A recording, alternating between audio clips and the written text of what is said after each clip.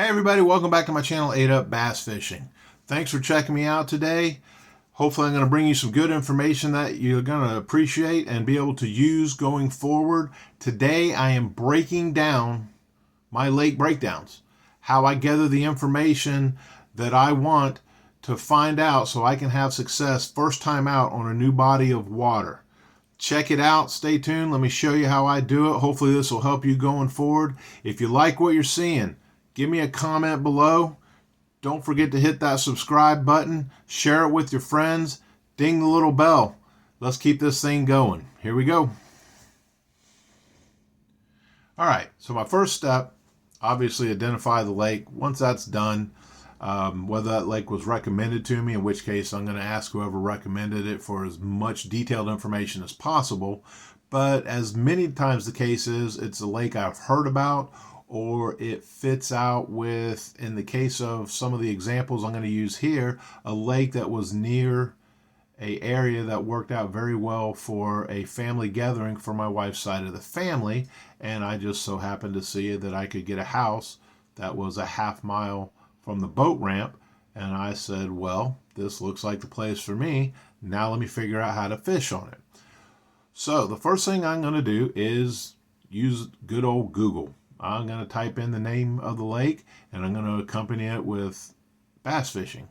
So in this case, the example I'm using is Lake Chatuge, which is up in North Georgia. So the very first time I just typed in Lake Chatuge bass fishing. And I linked every article I could find and tried to read it. Wasn't a lot of information as far as bass fishing on the lake, but there was a little bit, which led me to other things. The next thing I'm doing kind of simultaneously is I am looking at my Navionics app and I am pulling up and finding that lake. I am studying that map. I'm looking at the contour lines. I'm getting an idea of the depths, pockets, fingers, rivers, in and out, creeks, whatever the lake has to offer. I'm going to try and take as much of it in as I can. This process usually takes, several hours, days. Sometimes I look a little here, look a little there, but I keep studying it. And the main thing with studying the map, even though I've never been on the water, I want to be able to be familiar with coves, pockets, main areas of the lake. Usually that stuff is going to be labeled on any kind of chart, any kind of map that you're using, whether it's Navionics or if you use something else. You're going to get a good idea. That's important later on when you start researching in depth and asking other people questions, because they're going to mention places that now that you've studied it a little bit, it's going to ring a bell and you're like, oh, okay, I remember hearing about that spot. Let me look on the map and see where that was again. So you can start putting the whole puzzle piece together for you. So between Google and Navionics, I'm going to get a real good picture of what this lake has to offer. And again, in my example case, Lake Chatuge, the fact that the primary species of bass, the predominant species, is spotted bass. Largemouth bass are very few and far between there. So I also, now I'm having to learn a new lake, but I also had to learn how to fish for spotted bass, because it's a way different thing for a kid from Florida who thinks 8 foot of water is deep. So at that same time, I've looked at my main target, whether it be largemouth, spotted bass, smallmouth bass. Now I'm also, at the same time as I'm doing all this research, I'm researching, in this particular case, spotted bass, because I didn't know a whole lot about them. I wanted to know a lot of their habits, a lot of what they do, how they hang out, how they tend to act, because all that stuff relates from lake to lake to lake in most cases. So I needed a good baseline. I know a lot about the Florida strain of largemouth bass because that's what I've fished for my whole life. If you do not, and you're coming down to Florida, you're going to want to do the same thing, learning about the largemouth bass. You're going to want to learn about what the species that you're going after and how that differs from what you're used to going after. So Google is your friend.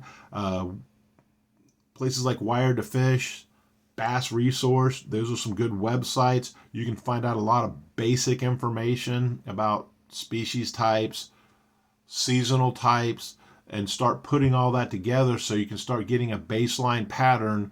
Okay, I'm going in early summer, fishing for spotted bass.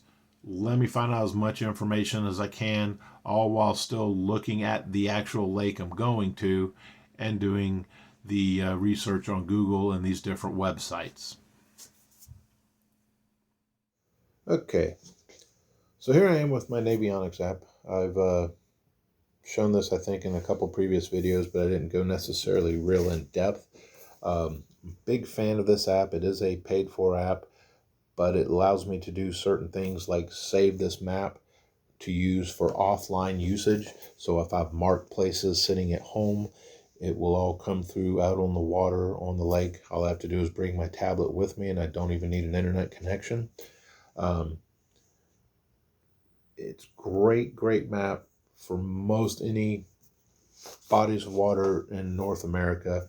As you can see, it has all the lines, so it really lets me study depths, contours, look for elongated points, looking for all the different stuff that you're going to want to find going forward on this and taking care of things. It also marks everything very well. It names stuff such as Dayton Cove, as you can see. The lake itself's main name. It shows some of the main travel routes through the lake. A lot of times if you zoom in enough, you can look at coves, you can look at island names, branch names, or everything written down.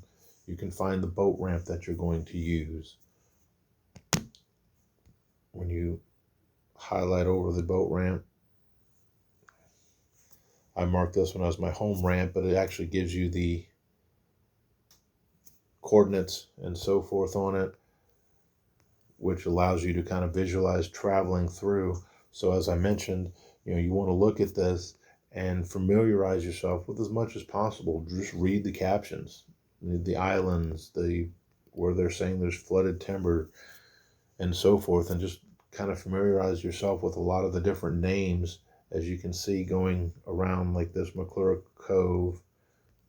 You can zoom in. You can also change the layers on this. You can also add the satellite imagery.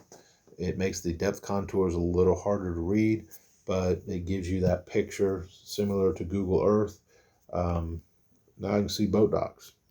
I can point right there, and it's 12 to 13 foot off of that boat dock, everything right there. Like I say, very valuable tool. There's even people that upload stuff. There's apparently a fish attractor there, fishing facility as it's called, some pallets, small frames, just so much wealth of information, including important stuff like the Boathouse Bar and Grill, so you can get something to eat. Just a very valuable tool to let you do a whole lot without actually ever seeing the body of water in person yet. So as I'm doing all this, establishing a baseline, I start bringing more tools in, again, simultaneously using everything all at once. I kind of juggle through things. I'll go on one tangent and then off to another, back to a different media source, looking at just gathering information. The more I can stuff in my little brain, the better I am later on when I start hearing certain things and it jogs parts of my memory, like, okay, I remember reading something about that. I can always go look that video up again, or that thing. YouTube, which Google obviously links to a lot of times, a great resource for watching videos. Again, you can be very specific on the search bar on YouTube. You can type in bass fishing, Lake Chatuge, or wherever it is you're going to be, and then just start watching videos. Some will have value, some won't have value, some may come up in the search and they have nothing to do with what you're looking for. But again, it's information. You just have to sort through it and look at it all. The next thing I do, which I'll show you, is a lot of people aren't familiar with the search tool on Facebook. You can type in, again, that general Lake Chatuge bass fishing, and it will pull up on the screen anything on Facebook concerning Lake Chatuge bass fishing, which I'll demonstrate here in this next little segment. Okay, so here we are on my 8 Up Bass Fishing Facebook page. I will use my personal Facebook page for this usually when I'm trying to research stuff, just because some groups will not allow another page to join their group. You need to join it as a person. But for this demonstration, that's neither here nor there. Very simple. You look for the little arrow, the little search bar right here. Um, you type right in basically what you want to know. In this case, we were looking for information on bass fishing on Lake Chatuge. So that's basically what I'm going to type in. And I was really surprised today talking to a friend of mine. They had no idea you could do this on Facebook. So what happens when you hit that search? You can come up and you can see on the top left hand, it's highlighted in blue. It says all. And that's going to bring up groups. It's going to bring up posts. It's going to bring up a whole lot of stuff. But to make it a little quicker and easier, first off, I'll start with post. So this is going to be posts that mention Lake Chatuge and bass fishing, or some combination of it. Each post you can see has a date. So this one is again from a couple years ago in June. Here's one back from 2020. Looks like he had a good day on the water there. But a lot of information you can pull up like this and take a look at and start looking. Then again, you can go to groups. Now I can find out groups that are in line with Lake Chatuge and bass fishing, like North Carolina bass fishing. There's going to be some mentions of it on it. Some of them won't mention anything because they're just for bass fishing. So you do have to look through it. Again, the more popular the lake, the more information you're going to find. For instance, if I change this real quick just to, again, show the difference. Lake Chickamauga bass fishing pulls up just a wealth of everything. The groups you can go to here, and you can see the groups related to Chickamauga are a whole lot more. So again, you can get that information from these different things all on this page, searching through Facebook, which a lot of people don't realize is there, but it's a great resource. There are filters available, as you can see in this top corner. You can look through public groups, my groups. You can look through city and pin things down that way. Again, you can look through just post, which could be on any kind of site that just mentions fishing on Lake Chickamauga in this case, and just provide you a wealth of information that you can just start weeding through, reading and learning about your target and on the lake. So again, you can start formulating that plan to go catch some fish, and formulate that plan for asking the right questions to get you some more information on it. So as you can see, the search feature on Facebook is a lot more valuable than a lot of people realize. You can find a lot of good information. You can find a lot of good posts. You can find groups to join. I join the groups. Again, same as all the other tools I've used, be it Google, YouTube, watching videos, anything I can read on it. Again, I'm going to start with the research. I'm reading. I'm going to read through posts. I'm going to read through older posts. I'm going to look at the replies to these posts. I'm going to get a good baseline on what's going on these groups and some of the things that they're talking about. So again, when I finally formulate and I'm ready to ask questions, I'm asking the right questions, which is going to give me the highest chance to get the right information to be able to go out on this lake and be successful. I'm going to use all the knowledge I've gained, reading, watching videos up to this point. I'm going to use my knowledge as an angler, what I know works, doesn't work, tied in with knowing the lake to a point from the map and depths of water and possibilities of what's points, bluffs, all the different things that you can find just using your maps and going through it all. So I'm going to put all that together, and I'm going to formulate a plan in my mind. I want to go fish this type of cover or this depth of water. I'm going to try and throw this, and that's what I think will work. Now that I've come up with that idea, I'm going to ask my questions based around that. Instead of asking, where do you guys fish? What are you guys throwing? I want to show that I've put forth the effort, and most of the time the people will come back at you and put forth the effort to give you some good information. So I will post a question, hey, thanks for having me in the group. Coming up to fish there these dates. I've been researching, and it looks like this time of year, under these conditions, I should be fishing in this depth of water near this type of cover, and these are the baits I'm thinking about throwing. Is this a good idea for that lake? Questions like that will get you a lot better response from people that fish that lake and know that lake, because they see you're not just trying to get their spot, you're not trying to get GPS coordinates or some kind of magic trick. You're coming up with a thought on your own, and this is what I think will work. Will it work? They can only respond one of a couple ways. Yeah, that works really good. I actually throw this particular bait in this color or these colors, or some ideas there. Or no, that doesn't really work on this lake. I've tried that before. That's a bad idea. I have found that time of the year this works better. They're a lot more willing to give you answers if you put a respectful question that shows that you've put forth some time and effort. They'll give you the time and effort to give you a good answer and a good response. And again, not every answer is going to be a great answer. Not everyone's going to be the right answer. Again, using your intuition and your knowledge as an angler already, you can weed through what sounds like good advice and what sounds like someone else is just guessing and they have no idea.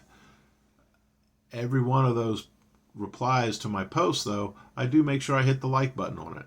I want them to see that I read their comment, I engaged with their comment. I may ask further questions. I've even gone as far as ending up doing direct messaging with a person. They give me more information, not on the page, off the thing, but again, it's because I was respectful of their time and respectful of my questions, showing that I'd put forth the effort into trying to find out about this lake. I'm not just asking generic questions. How you treat people is going to come back to you tenfold. The other thing that's important using these groups and everything too is finding out about local bait and tackle stores. If you don't see people mention them in previous posts, ask that question. Hey, what's the closest bait and tackle store to this boat ramp that I'm going to use? Make a plan. When you go to this lake for the first time, before you put that boat in the water, you stop by that tackle store and be prepared to buy some tackle. These owners, this is their living, this is how they make money. They also have a wealth of knowledge. You can't pay for their knowledge. But if they say use this bait, I don't care if you have 2 bags of them in the boat already, buy another bag of it. Buy it in the color they suggest. Buy another topwater bait. Buy something they suggest. You're not going to go broke, but I promise you the information that they give you is worth every penny that you'll spend, because it's local knowledge, it's right there at the lake, and they're going to tell you what's been working. Again, be respectful, know it's their business, this is how they make their living. Ask your questions, but do so in a way that they want to help you. I actually went into the tackle store in Hiawassee with my tablet and my Navionics map. And I said, hey, this is my first time fishing here. I've been doing some research and everything, and I got an idea. A couple people have told me that this is a good bait to use this time of year. Do you have any more of them, and what colors do you like? He got me some. I showed him my map and I said, these are 5 different spots I've identified. He looked at it and he said, these 2 I never do any good at. These 3, these are pretty good spots. They're kind of community holes. A lot of other people may know about them, but you can usually catch fish there. I was like, man, great. I appreciate it. I appreciate the information. So now I've been validated. All the research I've done. Hey, he looked at, I had 3 spots, caught fish in all 3 spots. But when I went out there, I had that confidence after talking to him going, hey, I picked these spots out. And he's like, yeah, I fished those spots. They're good spots. It worked great. Do your research. Use the knowledge you already have as an angler on what kind of works, what doesn't work. Put it all in together with the species that you're going for and the other information that you've learned and read. Ask the right questions. You're gonna have a successful day first time out on that lake. You're gonna enjoy it. You're gonna make memories, and you're gonna like the process because you're gonna have fun doing it. You're gonna meet new people. You're gonna make, even if you never meet them in person, you have people online that you can ask questions going forward, and they're gonna come back to you sometime. They're gonna, hey, I'm coming down your way. What can you tell me? Give them all the information that they've given you. Help them out. And that is how you can break down these lakes first try and go out and find success first time on that lake. I hope this video helps you guys. I want to keep this content coming. Please hit that subscribe button, hit that like button, and make some comments below. Let me know some of your ideas, maybe stuff I didn't cover, or ask me questions on maybe something I forgot to mention. Tell me some of the stuff that you do when you're trying to find out new information on new bodies of water. Maybe it's something I didn't even know about and I can use myself. Appreciate you guys. Till next time. Thank you.